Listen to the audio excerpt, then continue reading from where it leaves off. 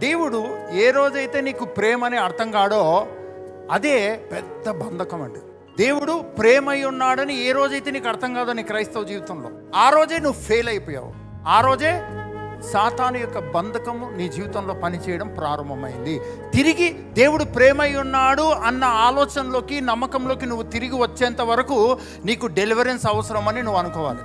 కానీ ఎప్పుడు కూడా ఇది డెలివరెన్స్, ఇక నాకు విడుదల కావాలి, నేను అపనమ్మకంలో ఉన్నాను, నేను అవిశ్వాసంలో ఉన్నాను అని నువ్వు ఎప్పుడు రికగ్నైజ్ చేయవు. నీ క్రైస్తవ జీవితంలో సాతానుడు వచ్చి నీ రెండు చేతులను విరిచి వెనుకలికి కట్టేస్తే అదే పెద్ద బంధకం అనుకుంటావు.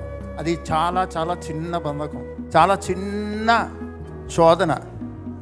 కానీ దేవుడు ప్రేమై ఉన్నాడు అని నీ పరిస్థితులను నువ్వు ఎప్పుడైతే మర్చిపోతావు చూడు, అదే పెద్ద బంధకము, బానిసత్వము. కారణం ఏంటంటే లవ్ సప్లైస్ ఎవ్రీథింగ్.